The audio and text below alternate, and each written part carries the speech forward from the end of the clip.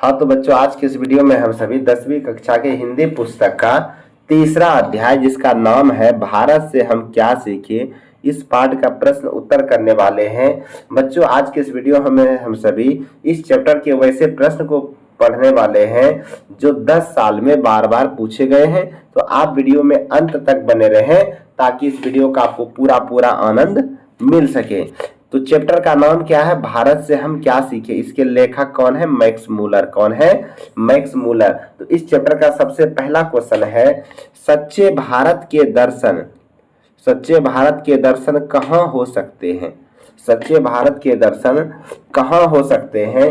तो इसका उत्तर होगा कि लेखक की दृष्टि में सच्चे भारत का दर्शन यहाँ के गांवों में और गांवों के नागरिकों में हो सकते हैं। लेखक की दृष्टि में सच्चे भारत का दर्शन यहाँ के गांवों में और गांवों के नागरिकों में हो सकते हैं। आगे क्या है?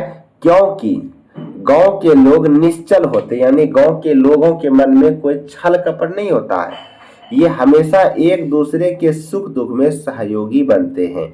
इसलिए कवि कहते हैं कि सच्चे भारत के दर्शन यहाँ के गांवों में और गांवों के नागरिकों में हो सकता है, क्योंकि गांव के लोग निश्चल होते हैं और ये हमेशा एक दूसरे के सुख दुख में सहयोगी बनते हैं। अब आइए हम लोग देखते हैं अगला प्रश्न क्या है। अगला प्रश्न है,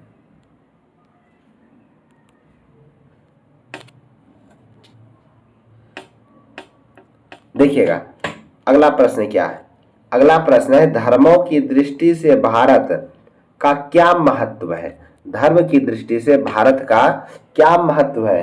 ठीक है, तो इसका उत्तर होगा कि धर्मों की दृष्टि से भारत का महत्व बताते हुए लेखक ने कहा है, धर्म की दृष्टि से भारत का महत्व बताते हुए लेखक ने कहा है कि धर्म का वास्तविक उद्भव यानी उत्पत्ति एवं उसके प्राकृतिक विकास का प्रत्यक्ष परिचय भारत में मिलता है।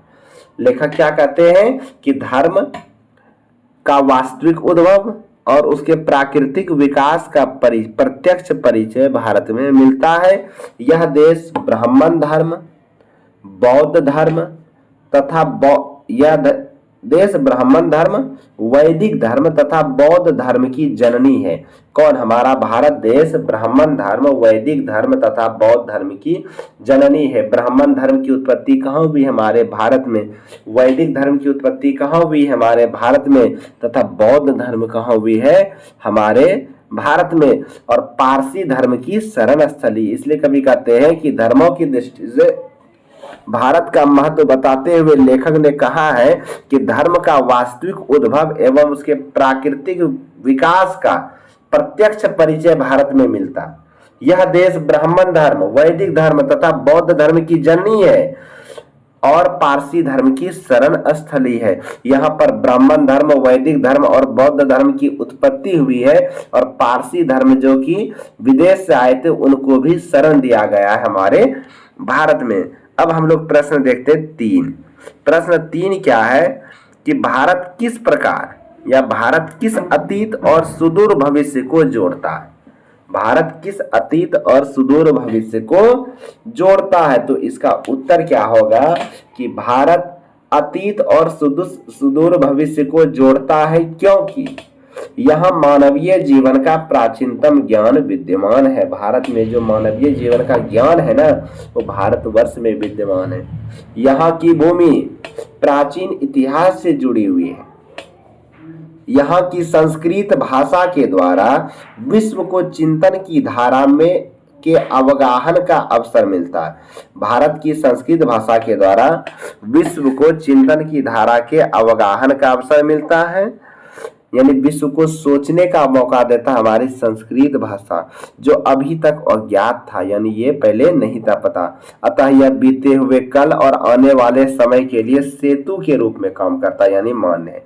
एक बार फिर से समझिए, क्वेश्चन है कि भारत किस अतीत और सुदूर भविष्य को जोड़ता है? तो उत्तर होगा भारत अतीत और सुदूर भविष्य को जोड़ता है, क्योंकि यहाँ मानवीय जीवन का प्राचीनतम ज्ञान विद्यमान है। यहाँ की भूमि प्राचीन इतिहास से जुड़ी रही है। यहाँ की संस्कृत भाषा के द्वारा विश्व को चिंतन की धारा के अवगाहन का अवसर मिलता है, जो अभी तक अज्ञात था। अतः यह बीते हुए कल और आने वाले समय के लिए सेतु के रूप में मान्य है। अब आइए देखते हैं प्रश्न नंबर 4 क्या कहता है। देखिएगा प्रश्न नंबर 4 क्या है। प्रश्न नंबर 4 है कि वेदांतियों का भी वेदांती किसे कहा गया है और किसने कहा है। वेदांतियों का भी वेदांती किसे कहा गया है और किसने कहा है। ठीक है, तो इसका उत्तर होगा वेदांतियों का भी वेदांती फ्रेडरिक मैक्समूलर को कहा गया। देखिएगा मैक्समूलर का पूरा नाम क्या था, फ्रेडरिक मैक्समूलर। तो वेदांतियों का भी वेदांती किसे कहा गया है, फ्रेडरिक मैक्समूलर को कहा गया है। और यह स्वामी विवेकानंद सरस्वती ने कहा है। किसने कहा है, तो स्वामी विवेकानंद सरस्वती ने वेदांतियों का भी वेदांती फ्रेडरिक मैक्समूलर को कहा है। अगला प्रश्न देखिएगा, अगला प्रश्न क्या है। लेखक मैक्समूलर ने नया सिकंदर किसे कहा है, ऐसा कहना क्या उचित है। लेखक मैक्समूलर ने नया सिकंदर किसे कहा है, ऐसा कहना क्या उचित है। तो लेखक ने नया सिकंदर भारत को समझने, जानने एवं संपूर्ण लाभ प्राप्त करने हेतु भारत आने वाले नवागंतुक अन्वेषकों, पर्यटकों एवं अधिकारियों को कहा है। कवि कहते हैं लेखक ने नया सिकंदर भारत को समझने, भारत आने वाले, भारत को समझने, जानने एवं संपूर्ण लाभ प्राप्त करने हेतु भारत आने वाले नवागंतुक अन्वेषकों, पर्यटकों एवं अधिकारियों को कहा। कहने का मतलब कि जो विदेशी अभी भी भारत को जीतने की मानसिकता से भारत आ रहे हैं ना, तो उसे लेखक ने क्या कहा है, नया सिकंदर कहा है। ठीक है, जिस प्रकार भारत विजय का स्वप्न सिकंदर ने देखा था, उसी प्रकार आज भी भारतीयों को निकट से जानने के नवीन स्वप्नदर्शी को आज का सिकंदर कहना उचित है। ये क्या है, उचित है। एक बार फिर से समझिए क्वेश्चन है, लेखक मैक्समूलर ने नया सिकंदर किसे कहा है, ऐसा कहना क्या उचित है। तो उत्तर होगा लेखक ने नया सिकंदर भारत को समझने, जानने एवं संपूर्ण लाभ प्राप्त करने हेतु भारत आने वाले नवागंतुक यानी नए अन्वेषकों, पर्यटकों, ठीक है, एवं अधिकारियों को कहा। पर्यटकों इस जगह हो जाएगा, पर्यटनों नहीं होगा, इस जगह होगा पर्यटकों। क्या हो जाएगा, पर्यटकों।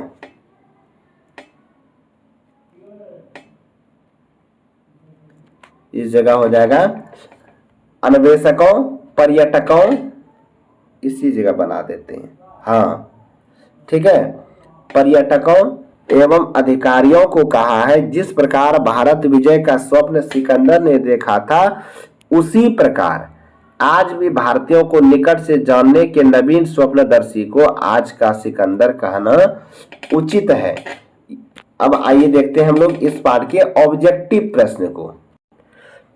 इस पाठ के हम लोग वैसे ऑब्जेक्टिव प्रश्न को ही देखेंगे जो 10 साल में बार बार पूछे गए हो और पूछे जाते हो। जो तकरीबन 5 या 6 ऑब्जेक्टिव होंगे, तो इसे आप ध्यान से लिख लें और याद कर लें ताकि अपने एग्जाम में बेहतर अंक ला सकें। तो आइए देखते हैं सबसे पहला ऑब्जेक्टिव क्या है। पहला ऑब्जेक्टिव है मैक्समूलर ने कालिदास के किस पुस्तक का जर्मन भाषा में अनुवाद किया। ये ऑब्जेक्टिव कई बार पूछे गए हैं।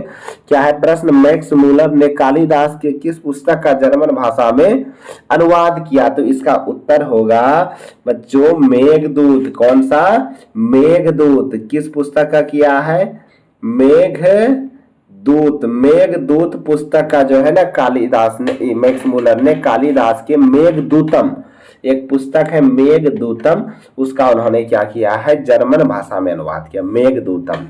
बहुत ही अच्छी रचना है, कभी समय मिले तो जरूर पढ़िएगा। अगला प्रश्न क्या है, मैक्समूलर के अनुसार सच्चे भारत के दर्शन कहाँ हो सकते हैं। तो उत्तर क्या होगा, ग्रामीण भारत में। आगे भारत से हम क्या सीखें, क्या है, कहानी है, कविता है, निबंध है, भाषण है, आत्मकथा है। तो इसका उत्तर होगा भाषण है। क्या है, भाषण है। मैक्समूलर ने वेदांतियों का भी मैक्समूलर को वेदांतियों का भी वेदांती किसने कहा है? तो इसका उत्तर क्या होगा? स्वामी विवेकानंद ने मैक्स मुलर को वेदांतियों का भी वेदांती कहा है। अब देखिएगा, इस चैप्टर का लास्ट ऑब्जेक्टिव प्रश्न है, सब पुराने अच्छे नहीं होते, सब नए खराब नहीं होते। यह उक्ति है, यह उक्ति, इस जगह देखिएगा बाय मिस्टेक हो गया टाइपिंग में, यह उक्ति है, सब पुराने अच्छे नहीं होते और सब नए खराब नहीं होते। यह उक्ति किसकी है? तो ये उक्ति किसकी है? कालिदास की है। कालिदास की कौन सी उक्ति है? सब पुराने अच्छे नहीं होते और सब नए खराब नहीं होते। तो प्यारे बच्चों, ये आपका रहा तीसरा चैप्टर का महत्वपूर्ण, बार बार परीक्षा में आने वाले हिंदी के सब्जेक्टिव प्रश्न। तो इसे आप जरूर लिख लें और याद कर लें, ताकि आपके परीक्षा में बेहतर से बेहतर अंक आ सके, और अपने दोस्तों को भी बताएं ताकि सब मिल करके इस वीडियो का आनंद ले सकें। धन्यवाद।